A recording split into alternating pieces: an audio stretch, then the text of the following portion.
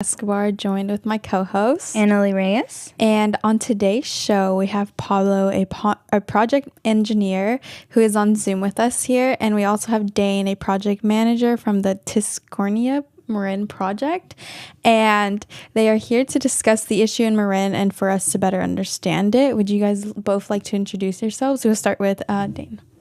Thanks. My name's Dane. I'm a civil engineer at ESA. Have been working with Marin Audubon Society on this Tiscornia Marsh project for the last 5 years now.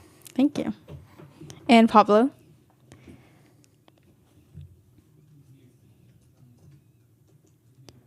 Sorry, I was mute for a second. Oh, it's okay. Hey, guys, my name is Pablo Quiroga. I'm a coastal engineer, and I've been working with Dane in the Tiscornia Marsh project in the last couple of years. Okay, thank you guys both for introducing yourselves and coming on the show to spread more awareness on this. And before we dive into the show, we always like to start off with an icebreaker question, nothing too big. And this icebreaker question just came up because of what we were talking about, sandwiches. My question is, where's your favorite go-to sandwich spot? Since I know you guys don't live around here, you can just name any. Wow, that's hard. Annalie, do you want to start off? Yeah, I can start off. For me, it's usually local. I think Soul Food has really good vegetarian sandwiches. Okay. The Veggie Deluxe is pretty good. Okay. I would say maybe Bake Sale Betty in Oakland is my favorite right now. Is that a market or? It was a food truck. It's like chicken sandwiches, and it's like one item. She does like that. It's just two items, but the sandwich is one of them, and she's just really good at it. Oh, that sounds delicious. Pablo, would you like to add anything? Yeah, that's a tough question. I really like sandwiches, although I like tortas more. I will say that my favorite places are in my hometown in Mexico, in Guanajuato, because the bread is made differently there than any other place in the world. So I always miss having a good torta with this very thick, very hard torta that you can get there. So any torta place in my hometown is usually my favorite. Okay, thank you. Personally, I like the sandwiches from Woodlands Market in Larkspur by College of Marin, so that's my go-to. And okay, thank you guys both for responding and to the icebreaker. Now we're gonna dive in, and my first question for you guys both is, you guys can equally answer this, is what is the Tiscornia project? Yeah, so I will say the Tiscornia Marsh project is a project that's looking at sea level rise adaptation along the San Rafael shoreline, specifically near the canal neighborhood by the Pickleweed Park. It is a project to address the risk of flooding to the community from the shoreline. And also it's a project to protect the existing habitats that are out there and sort of rebuild them in some places. And also just to find ways to see what the community wants to make of this location. I mean, it's a historical marsh, and we want to preserve it and also find ways of protecting the community. Okay. Pablo, would you like to add anything? No, I think Dane has a good grasp of he's the project manager on this project. I will add only that I've been working in a lot of places, or in Mexico, in US, in South Pacific Islands, and without embarrassing Dane, he's one of my favorite persons to work with. So so he's great. Likewise. I wanted to say, like, first of all, I'm very grateful that you guys were able to come here. I know you're all the way in Oakland and came here in person, and also Pablo, you're in Mexico, so it's really nice to have you guys here and talk about this project that you guys been doing. And I was wondering if you guys can explain more about your job positions and how you guys are working with that in Tiscornia Marsh. You can go, Pablo, first. Yeah, well, my role is more in the engineering side of the project. I'm the engineer in charge of this project. I'm a coastal engineer as well, so I deal with all things related to coastal geomorphology, waves, coastal erosion, coastal structures. So that's kind of my main role, is to work on the design and on the main design of the project, and foreseeing the QC of the work that we're doing there. So that's kind of my main role in this project. Okay. And I'm the project manager. And so basically all that means is I work with pretty much everybody that's working on the project.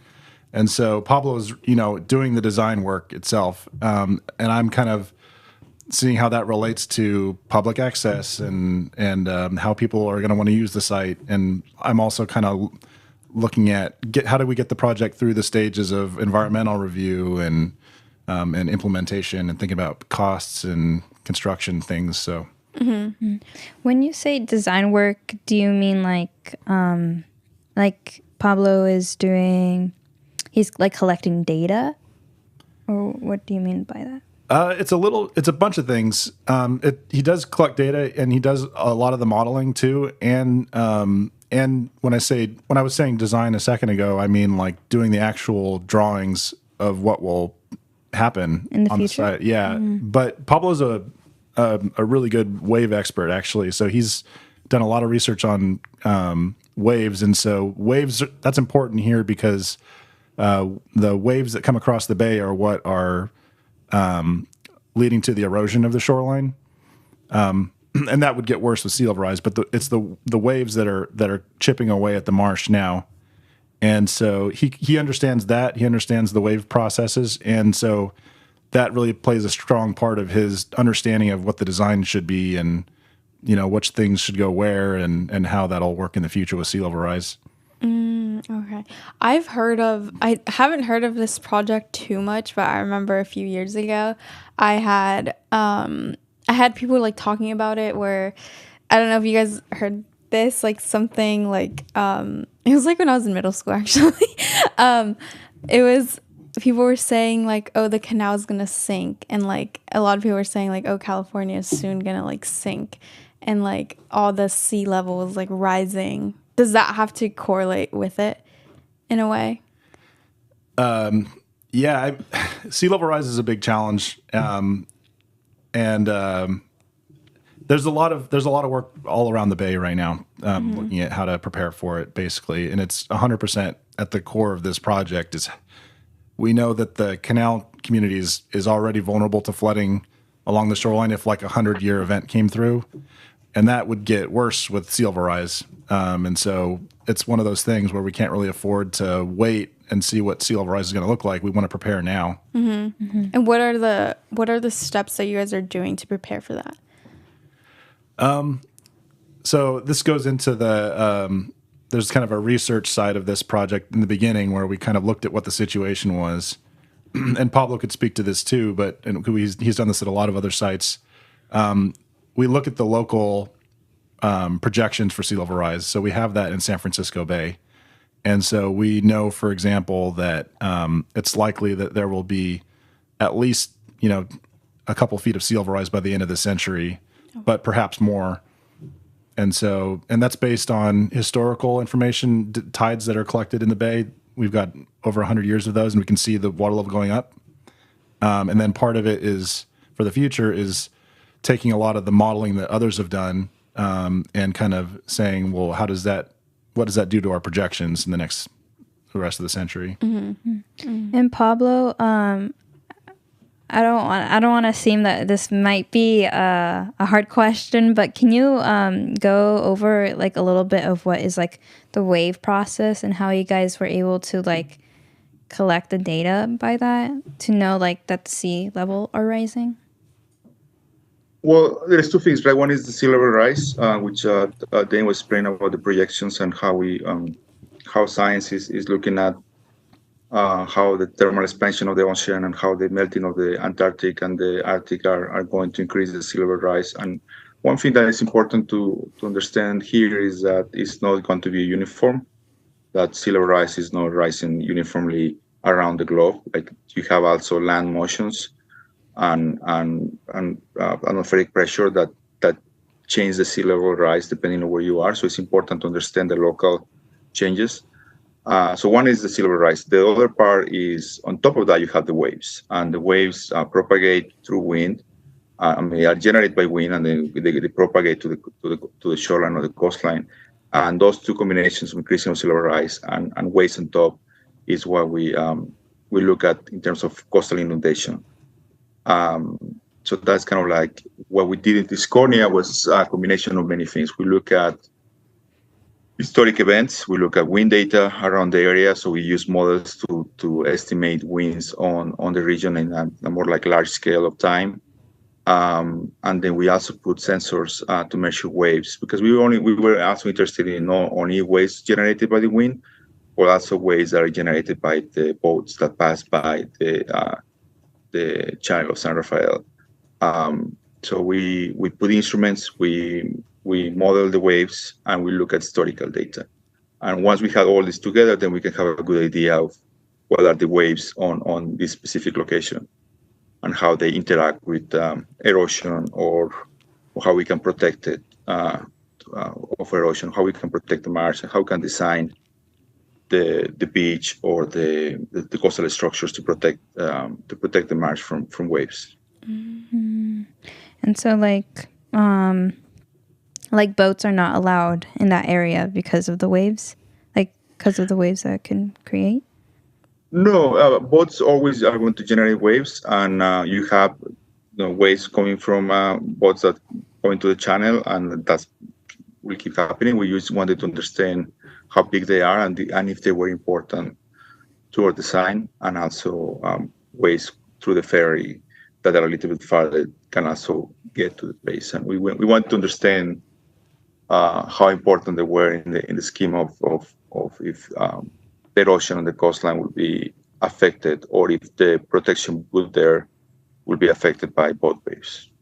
Yeah, and then hypothetically, if there was like a earthquake, would that sink canal? Like a big enough earthquake? Yeah, like you know how California has like I forgot the name. I don't know if you guys know, but it's like an earthquake that like everyone talks about in California. Loma Prieta? It's like a line. There's like plates that the San Andreas Fault, or I think that one. Yeah. Mm. So if that was to happen, do you think that would affect the marsh? Like, would it sink it?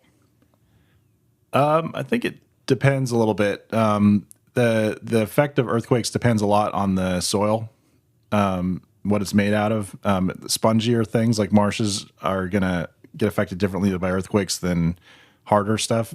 Mm-hmm. I will say, like for this project, one of the things that we have to do as we're planning it is we're actually raising the path that people walk on now that goes around Pickleweed Park.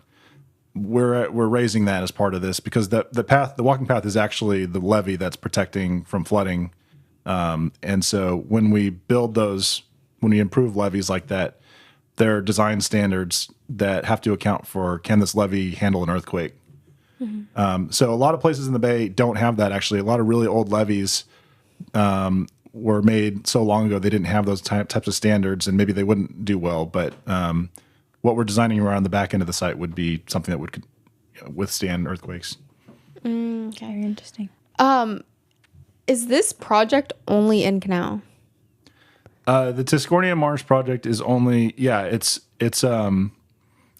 about a 10 or 12 acres project that is it's covering the marsh that's on the eastern side of Pickleweed Park, that's along the bay, and also that there's a parcel just north of the soccer field, this kind of enclosed pickleweed marsh that's got the path going around it. Mm-hmm. That's part of it, and then just a little bit of marshy area to the west of that.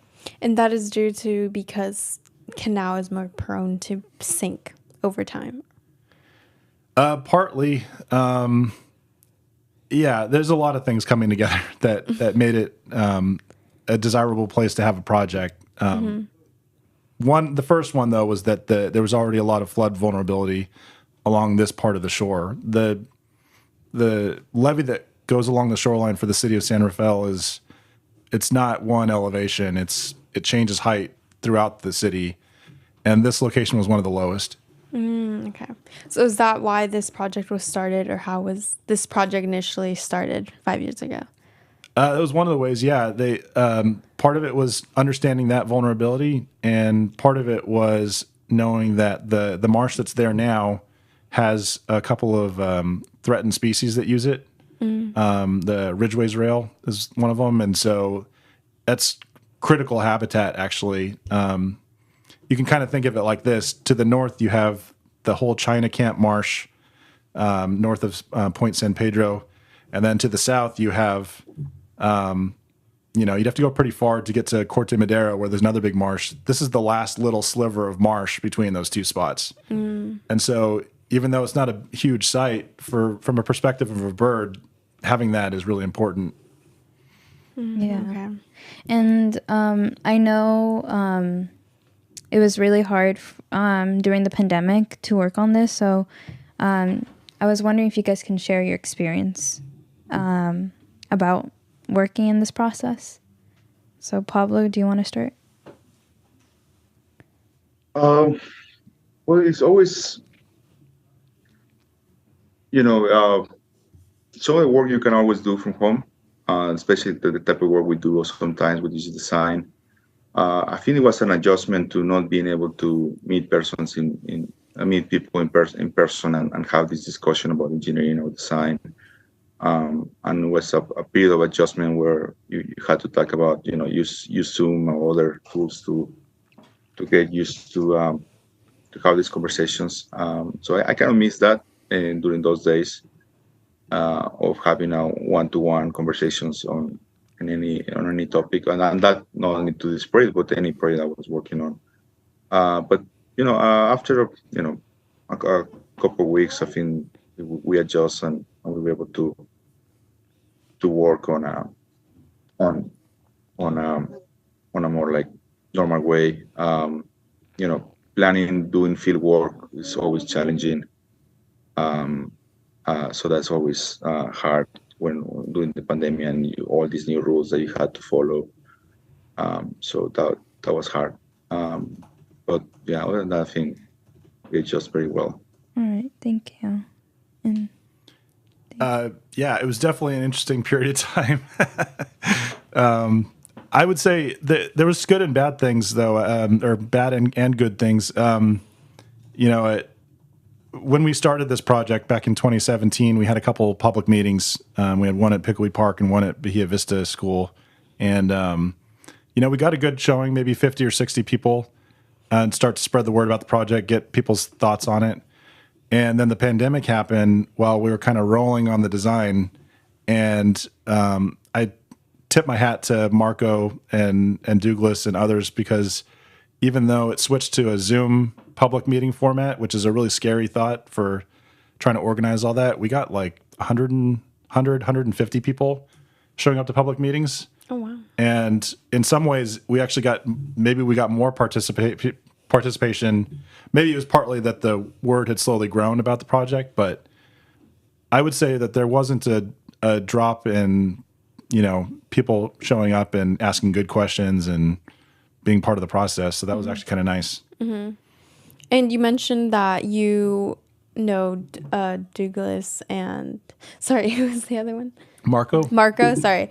How were you guys in contact together too? Because the project is with the Multicultural Center Marin. How was that? Yeah. So the way this is structured, this is funded by a grant. So this was a Prop 1 grant. Mm-hmm. And so the Marin Audubon Society is a nonprofit in Marin County. They're the proponent of the project. They're the ones pushing it forward. They hired us to do the design, ESA, and they hired MCM to coordinate all of the outreach, to interface with the public, to kind of develop the process to understand what people want the site to be, which is important, and to do kind of educational outreach. And so lucky for us is, Douglas has been working forever here. And so I think a lot of the groundwork was already laid over many years for people to get people to show up and come to the meetings, be able to ask questions, and have the process be kind of an inclusive one. Mm-hmm. And I wanted to go back. You mentioned about field work, and I was just wondering, like, what do you guys do for that? Well, Pablo could probably speak to this a bit. We actually measured waves at the site. Some of it was we did some surveys to measure the elevations of the path, just to kind of confirm what level of flood protection it's giving right now. And then there was a fair amount of work where we were trying to just understand the wind and the waves just adjacent to the site. I don't know, Pablo, if you want to talk about that at all. Yeah, I think that's kind of the most meaningful part of the field work we did there was measuring waves and trying to understand how waves work, and from the bay to all the way to the shallow areas of the marsh. So we put an instrument there. We look at wind. We do a lot of surveys. So we look at elevations of the marsh and the mud flat, and we had another company that's helping us with the geotech. We also took some core fields, so core samples of the soil, so they could get information on the type of soil we have there, which is important for our design. The bio guys did a lot of work with looking at the plants and looking at what is there, the animals are there. So we kind of do a very comprehensive field work on that project, on this project. Mm-hmm. And how will this project help the community in Canal? In which ways do you want to cover? In whichever ways. Very hard question. Yeah, I think it was very important to have flood protection be a central component of this. So it's a sea level rise adaptation project, and we knew that this was an area that needed kind of enhanced protection along the shoreline. So that's really important. So it would reduce the risk to the community from flooding from the bay side. Is it only, I'm not like too much in like concept with all of this and like sea level engineering or any of that, but is it like just like Canal is more prone to sink, or is it like the bay? Like, is it only that section? So water levels will go up throughout the bay. So not only like the Canal area. Not only the Canal area, but the reason why the Canal is a concern is because this is all former marsh, and the land is sinking slowly over time. And what that means is if you do get high water levels in the bay that spill over the path somewhere, the shoreline levee, that you have a hole that will fill with water. And that hole is houses, it's businesses, it's the walk to school. It's like all these. It's super important to prevent that from happening. So that was. Yeah, I think the number one thing is this project would reduce the flood risk to the community. But beyond that, it's also just about what do people want the shoreline to look like in the future, because you could ask why does Yosemite exist instead of that being a place that's, where they cut the trees down, why are there national parks? Why are there different places that are protected and some aren't? And a lot of that just comes down to choices. We have this location, this marsh that's there now is like better than what a lot of people have, which is just rock, in front of along their shoreline. And with, good choices now, we can protect that and have that be like a really nice marsh forever, So it's partly about protecting that too. Yeah. So basically like the marsh helps prevent the water from like flooding, right? Yeah, it's a little, it gets a little complicated, but the way, so right now the waves are slowly eroding the marsh, but what happens is at very high water levels, when the tide, like king tide, and highest tide of the year, the marsh will maybe get water covering it by a few inches. And the reason why the marsh is important in that case is because all the wind waves that are going over the top of the marsh are getting broken down. The marsh plants are actually slowing down and breaking down the waves before they get to the levee. So if you have a levee that doesn't have a marsh in front of it, there's nothing reducing the waves in that case. Then the waves can just erode the levee itself. What's a levee exactly? A levee is like a high it's a high point along the shoreline. So basically, Is it made of brick or? it's made out of dirt. It's made out of special kinds of dirt, like clay.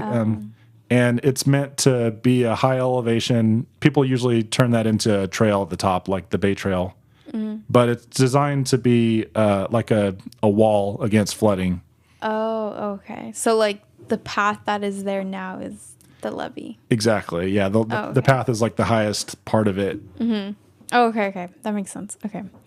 Yeah. And so go ahead, Pablo. I was saying, so the thing here is that path you see there, compared with other areas of the San Francisco Bay, is lower than other areas. So as Dane was mentioning, this is a very low point that needs to be addressed. So the project is kind of taking that into account and raising that levee, so there's increase the flood protection in San Rafael. And what one important thing about or interesting part about marsh is that if we protect the marsh also kind of adapts to sea level rise, or we know that it can address or can increase. We don't know still how much it's going to increase, but in general, it goes high as sea level rise goes high. So it's once you protect the marsh, then you allow the marsh to grow with higher water levels, and then at the same time protect the levee from bigger waves that kind of erode the levee or put at risk the levee. So it's kind of like two functions there, right? One is the human side, which is the flooding and protecting the city. Another one is the ecological side, where you have a marsh that also protects the city, but allows for a lot of ecology, habitat for the area, which wetlands and marsh are very rich habitat. So it's as Dane was mentioning, if we choose that, we will have that marsh for a long time. Okay. And sorry, you go ahead. Let me just finish off with like a question about the animals. For the viewers who are listening, I was just wondering if you guys can expand like how will this sea level rise affect the animals that live near the marsh. So if we do nothing, if there were no project, what would happen is the marsh that's in front of the walking path now will be gone in about, I don't know, maybe 20 or 30 years at the rate that it's been eroding. And that matters because there's, as I was mentioning, there's some threatened bird species that use it. But also, a lot of people don't know this, but marshes are actually really important for fish. Marshes are like a primary source of food for fish that come in and out of the bay, especially when you get high tides and they get covered for a little while. There's a lot of productivity. There's a lot of bugs. There's a lot of life in marshes that generates food for fish. So healthy marshes are actually one of the best ways of protecting fish. I did not know that. We will not have any fish to eat. Yeah, it's marshes. They give a lot, and so it's partly that we want to preserve what the existing marsh is doing now, but it's been eroding for decades. It was much larger in the 50s and 60s, and so we're essentially, for this project, we're rebuilding what we lost over the last half century to have a larger marsh with a beach in front of it. With a beach? So that's the sea level rise adaptation, and that's something where Pablo's built a few of these now. Actually, it's kind of a new idea where if the marsh is eroding because of waves, if you just build the marsh back, it'll still erode because of the waves. So, but one thing that people are trying to do now is you can put a beach in front of the marsh, like a beach made out of gravel and coarse sediment, and that will block the waves and sort of preserve the marsh for a very long time. Okay. Pablo, would you like to add anything on to that? Yeah, I mean, we've been doing this in the recent years. I think it's a great way to protect marshes. There have been other options that has been evaluated in the last 20 years, but this one really is showing it's very promising, and is doing a good job into work as a natural because you also, the beach is also an habitat, so you cannot create a new habitat that was not there that helps protect another habitat, which is a marsh. So you got this combination of almost like symbiosis between the beach and the marsh, where you kind of use natural processes and you use natural solutions or natural shorelines to protect something instead of building a wall or doing something more drastic, right? That will, likely will not protect the marsh and will not last that long. Okay.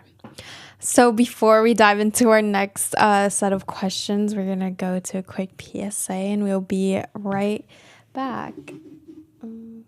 Looking for a way to make a local impact and take action against climate change in your community? The Center for Volunteer and Nonprofit Leadership, in partnership with CA Climate Action Corps, California Volunteers, Office of the Governor, has an ongoing climate action wildfire prevention project in the 4 counties that we serve: Marin, Napa, Solano, and Sonoma. The mission of this project is to engage community members in volunteer work to reduce wildfire risk in communities around the North Bay. Since September 2022, we have recruited over 500 climate volunteers. In Marin, CVNL has an ongoing wildfire prevention project called San Pedro Ridge Fire Safety. San Pedro Ridge Fire Safety is led by Robin Pendoli and is a collection of friends and neighbors from throughout the county who are working to protect neighborhoods throughout San Rafael from wildfire. Join them 2 Saturdays a month to pull invasive French broom and help our local woodlands get back to health. The CVNL Climate Impact Project is a great volunteer opportunity for students in need of community service hours. Go to volunteernow.org/climate-impact-project to sign up today. Welcome back. That was our PSA, and we hope you guys learned a little bit more about that. And now we just left off about like a solution that Pablo and Dane was talking about for the Tiscornia Marsh. And I just wanted to go back to more about the credibility of you guys, of like what you guys studied and like what school you guys went to, and yeah, just know more about you guys before we dive into more questions. And what led up to you guys being here. Yes. So first off, where did you guys go to school? Pablo, you can go ahead. Well, yeah, I have a not very kind of straight path on my professional career. I did my bachelor degree in oceanography in Mexico, in Baja California, in Ensenada, in Baja, and then I worked in boats for a few months, a cruise, like scientific cruise ships in the coast of California. I was more into oceanography at that time, but I wanted more kind of like seeing things, right? Like I didn't realize that I have the engineering in me, so I got hired by the Department of Ports and Harbors of the federal government in Mexico, which is kind of the main institute that takes care of coastals, especially harbor engineering. So I worked there for a couple of years doing a lot of wave instrumentation, placing wave buoys all along the Mexican coastline, a lot of modeling, wave modeling, and I started like getting my feet into the engineering side and realized that I really enjoy the engineering part of this work, and I wanted to do that. So I went to University of Hawaii, because they have this excellent program where you could take these remediation courses in engineering or civil engineering and then do the master. So that's what like the perfect place to me, and was Hawaii. So I actually got accepted to other places, but Hawaii was kind of like no-brainer to me to go there. So I was in Hawaii for a few years. I worked in the University of Hawaii doing tsunami evacuation maps, a lot of tsunami modeling. During that time, also wave kind of like wave measurements in the Pacific Islands, in Guam, in Samoa, in Hawaii, and worked there for a while, and then I got hired by ESA which was kind of my dream job because they were doing a lot of coastal restoration, wetland restoration, and that's why I wanted to be. I wanted to be part of that. So I joined ESA. In that time was PWA, and I met Dane and been working with them for 10 years. So I gained a lot of experience with coastal restoration and sea level rise adaptation to the shoreline since then, so in the last 10 years. Oh, wow. A lot of international work. Yes. And we appreciate you mentioning your journey. And we see that you have really much passion towards coastal engineer. But what about you, Dane? So I'm originally from the Central Valley, down between Fresno and Bakersfield. I did not grow up near the ocean and bays, but I went to school at UC Davis, and I stuck around for my master's and was looking for some research, and they pointed me to this lady that lived out at the mouth of the Russian River, and she was in her 80s. She had lived there for 50 years or so, and she had gone out every day for her last 30 or 40 years and taken a picture of the mouth of this river to kind of study what the seals were doing at the mouth of the Russian River. And anyway, I ended up doing a study on the Russian River and stayed through for my PhD on that. And it was kind of an eye-opening thing because I learned from her and from that community in Jenner, back in the 60s, before the environmental movement really when it was just getting started, there was going to be a group that was going to come in and log and cut down all the trees around that whole town. And this lady and the other 50 people in the town, they got together, they pooled their money together, and they got a lawyer, and they fought the company in court and prevented them from cutting down their forest. And a lot more things like that started happening in the 60s and 70s. That was right when the environmental movement was really picking up steam. And that was a real eye-opener for me to see that, because I'm from the Central Valley and it's been farmland for generations now. But there are places like Yosemite, there are places that are protected. And how do you protect something? It's just, again, it's a matter of choice and getting people together and talking about it. You can do so much just by paying attention and taking some notes, taking photos, and talking to people. And so that really led me to this job, is that, I mostly do restoration around bays and lagoons. A lot of it is coming up with designs and seeing what's needed to get a project through the process. But a lot of it is just meeting people that live there and love the spot and have a lot of thoughts about it and want to protect it, and, feeding off of their ideas. Yeah, no, thank you for inputting that, because for us, Tay is for basically youth raising their voices.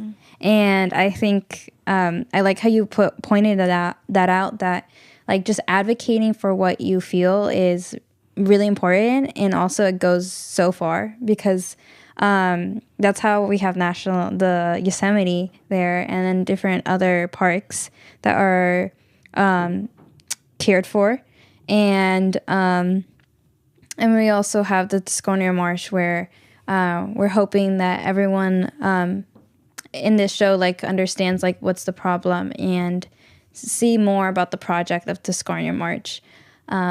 But yeah, thank you so much for your history of your previous works, and let's move on more into your passion.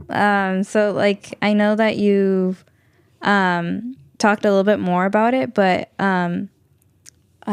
what was a turning point? I know for us youth, it's very hard to decide what we want to do, but there's always a turning point where it helps us decide which way to go. So let's start with Pablo. What was your turning point to work in this project? Sometimes you don't see your turning point until many years has happened. I am also from the Mexican highlands, so I'm not close to the ocean, or I didn't grow up close to any body of water, except for a river maybe. My turning point, I was 6 years old. That was the first time I see the ocean. I went on vacation with my family. Maybe it was 7. Um, and it hit me being on the beach and placing my feet on the sand and feeling the waves. And I had this vivid memory of feeling dizzy and calm and excited and connected. So that was when really um, wanted to do something that was related to the ocean, and it never was clear what it was. I was 6 years, 7 years old, and it just was kind of on the back of my mind. Um, so for young people, I would say that it is you never know where it's going to take you. It's the path you take, and enjoying that and exploring that is worth it. I have a totally different idea what we would do when I went to study oceanography. I was scared. I was not sure. I was very grounded on my hometown. Didn't want to go. In a way, didn't want. I wanted to go, but it was hard to me to leave my hometown, and it changes. So the destination is never important because you always change. Uh, but being curious about it and being interested in doing something, I think is what is important. Um, and I really, when I moved to Ensenada, I really like waves. I was obsessed with waves. I never thought that will lead me to make money of it, or to have a profession on that area, to say, right, to make a living of that. So yeah, it was more about really be finding something that was interested about it, and pursuing that took me where I am now. Thank you. And Dane? A lot of similarities there for sure. I think the first time I saw the ocean was definitely the first turning point. I think I was 4 or 5. I would also say, I guess professionally, when I was still in grad school, this group that we work with, they had just built the Crissy Field Lagoon in San Francisco, on that kind of the northern shore of San Francisco by the Golden Gate. And for those who don't know, that was a kind of a military base for a really long time. It had been a marsh before that, a marsh and a lagoon before that, and they kind of covered it and made it concrete and had a military base there. And then in the 2000s, they pulled that back out and made it into a lagoon and a park around it. And it's funny, like when we think about building things, we think about, oh, it's going to cost this much or that much. Is it really worth it? And like, these are all the steps that we have to go through. And, it's a hard process to build a project. But when you see something beautiful, like if you have a chance to go with your kids or with your friends to the beach, how nice is that to just have the beach to be at? It's hard to measure, but it's one of those nice parts of life, and it's really hard to put a dollar amount on it. But for me to know that we can rebuild places that have a lot of natural beauty, and then just let it take care of itself, the natural process take care of itself, and then have that there for future generations. It's kind of an amazing feeling to have that kind of, to be in a position to help other people build these things or restore these things. I don't know. Yeah, I see it like you're leaving a little legacy of what you've worked and what's your passion for the future generations. And it's pretty cool. Yeah. And I feel like if you're doing what you love, then that's all you need. Do you guys love what you're doing? Yeah. Yes. Definitely. Okay.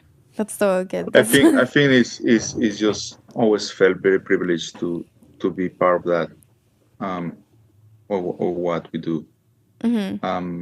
As with the teams that we are, like, or team we are, but also with the people we work with for or with on all these projects. So it's really a privilege that I cherish. Yeah, and thank you guys both for working on this project, having this project come to life. And with that, does community members help with this? Like, is there any volunteer work that community members can do to help you guys? Yeah, actually. So I know that Marco has been working to build what's called a resilience team, I think. And those are community members that I think they're actually funded through this project to kind of help educate people about sea level rise and also about the project itself. And part of the reason for that is because we want people to give us their opinions. Like, for example, as I say, as part of the project, we're going to raise the shoreline to help with flood protection. The top of that shoreline will still be a path. How do people want to use the shoreline? Like, that's a question. Like, I know that some people will go out at lunch and they'll walk on the path. Some people, will be walking with their baby strollers. Some people will be biking. Do some people want to go fishing? I mean, would they like to have a spot that they go fishing off of the edge of the path? Would they like a spot that's got, I don't know, a sign up that says something about their history or like, how do people want to use this shoreline is a question that's been kind of open-ended question for this project. And I know it's hard to just ask somebody that as an open-ended thing, but like, I think our hope is that as the project evolves and we've got drawings of kind of how it's starting to shape together, we very much want people's thoughts on what they want to do with this shoreline.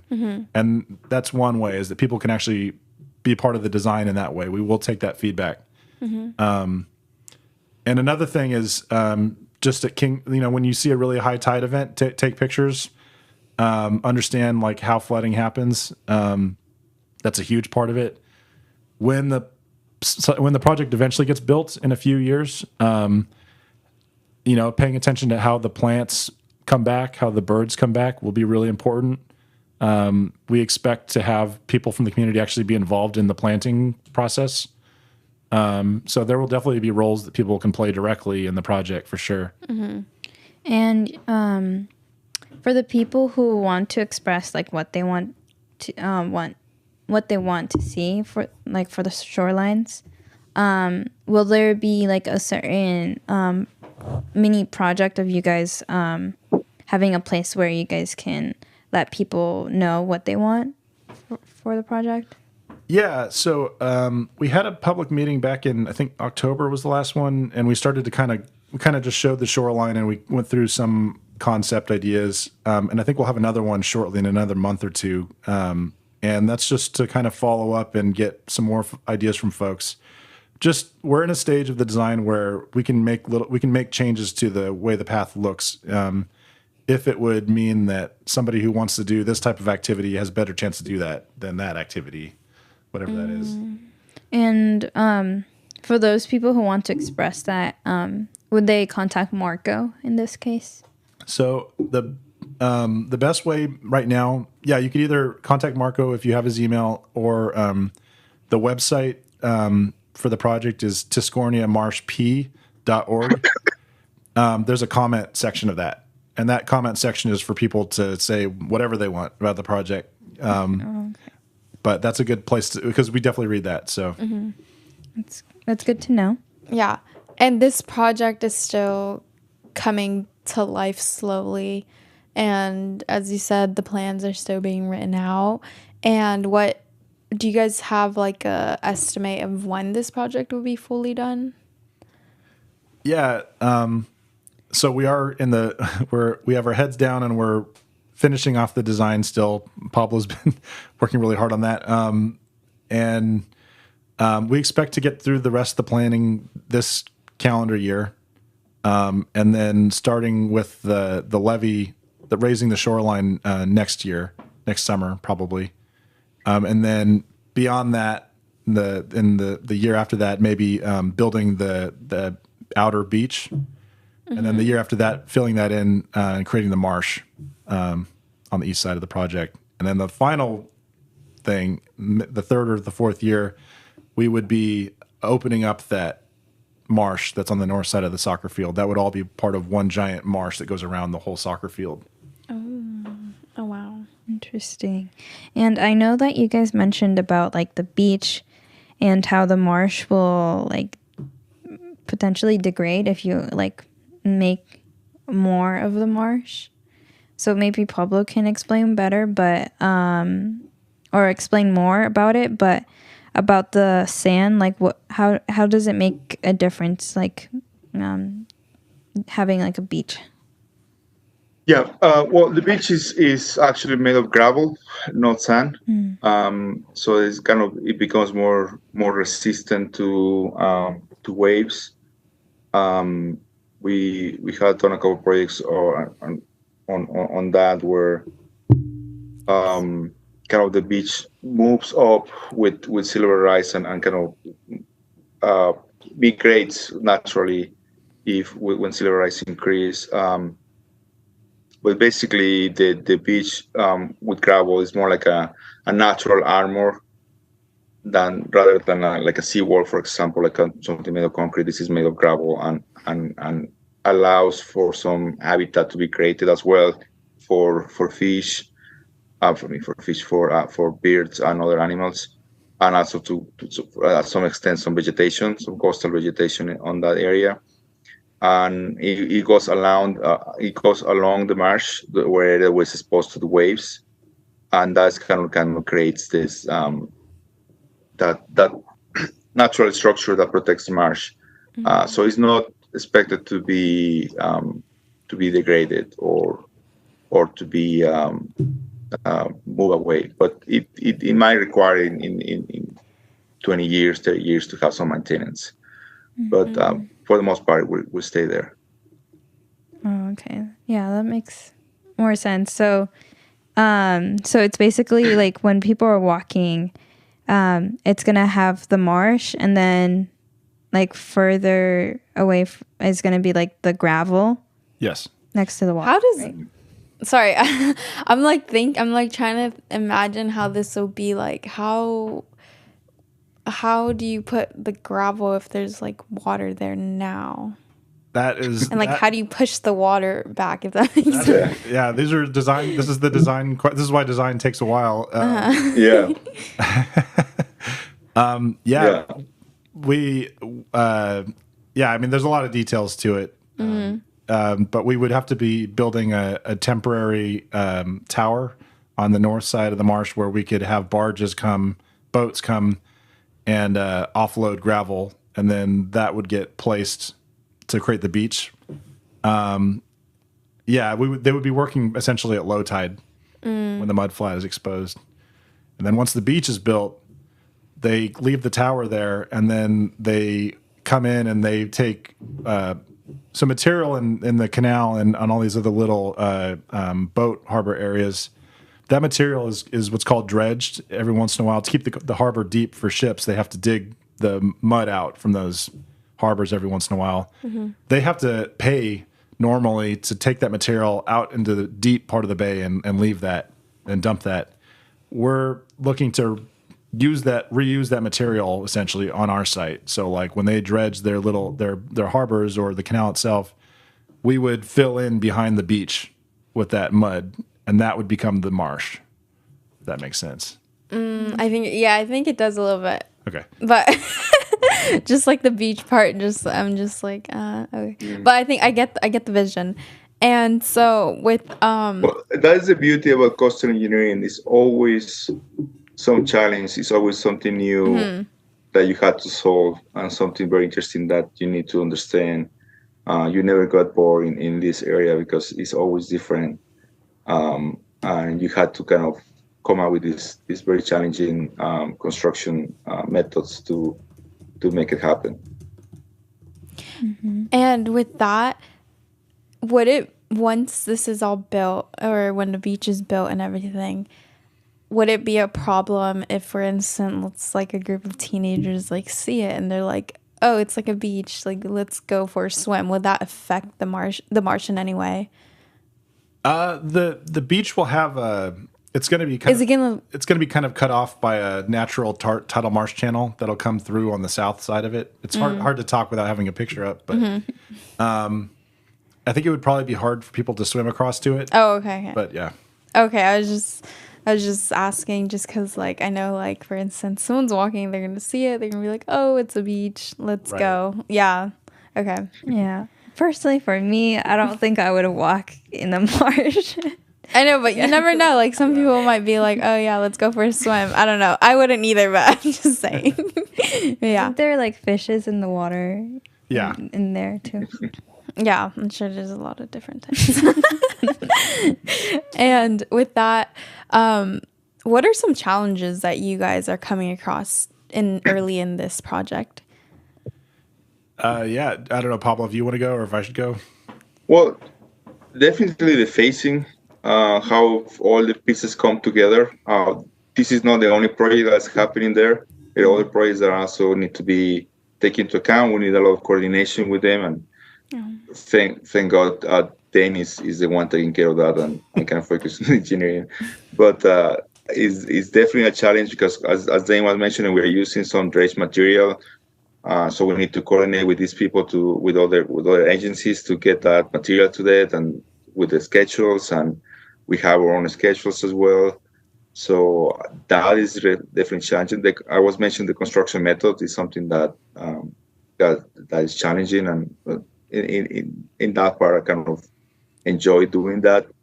But the putting all the pieces together in this project is challenging. Mm-hmm. I think you can expand more on that. You are the one doing that. I would say that this will be one project of several overlapping projects that will make the shoreline look a lot different.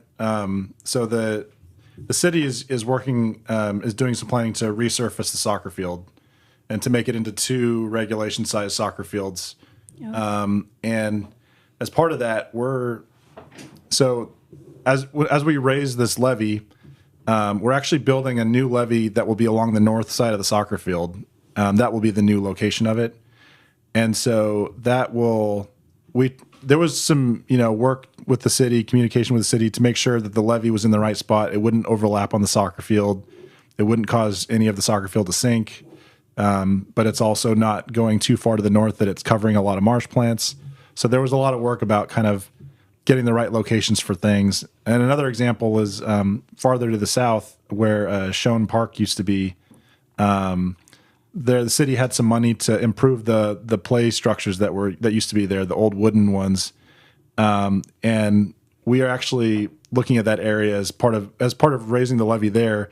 There was the footprint of the levees were going to touch into that playground area. So the city actually decided to take that money and put it into that gigantic, awesome play structure, new one that's on the left side of the center, the green one.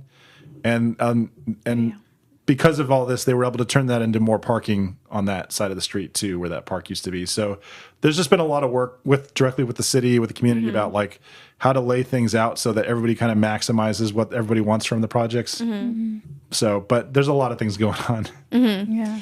I've seen a lot of changes in San Rafael. In Canal, yeah. Especially with like the park area, like towards the marsh. I've seen like some changes there over the years. Yeah. And we have 2 minutes left. The time goes by pretty quick, a little less. Is there anything that both of you guys would like to share to the audience about the project that you guys want them to be more aware about that we probably maybe didn't touch on really quick? I'll just reiterate for those who maybe didn't catch it earlier. The website for the project is www.tiscorniamarshp.org. And there, that has has YouTube videos from some of our past presentations, and there's also a comment page. So leave literally any comment. We will read it. Okay, thank you. And Pablo, I will add that kind of the uniqueness of this type of projects, where in engineering and in other areas. It's hard to do something new and change people's mind until you see it built. So there is very few projects that are being built, and Dane and I will be working on some of them. But the more we see these projects being built and show people that they work, that they are a great way to go through and solve these problems, the more we will see this project in other places. So there is a lot of significance in this project to make it right, and to show other communities that all the things that can be done in this way, and how we can deal with urban environments, but also have these natural environments in the same place, and work on that. So every time we do these projects, I always take very seriously that we want to show that this is the way that can solve some of these problems, and hopefully with time it will be the normal way to do things, right? So it will not be like a pilot project. It's going to be the standard. So that's kind of my goal in my profession, to get to that point where people see this project not as something new, but as something that works well, and that it creates great results, and we can convince everyone that there's a way to do it right. Yeah. Thank you guys both for being on the show, and thank you guys both for your dedication and the passion you guys put into this, and your work and the project and everything. And that's all for today's show. Thank you guys both for being on. We'll see you guys next time. Bye-bye. Bye. Thank you both.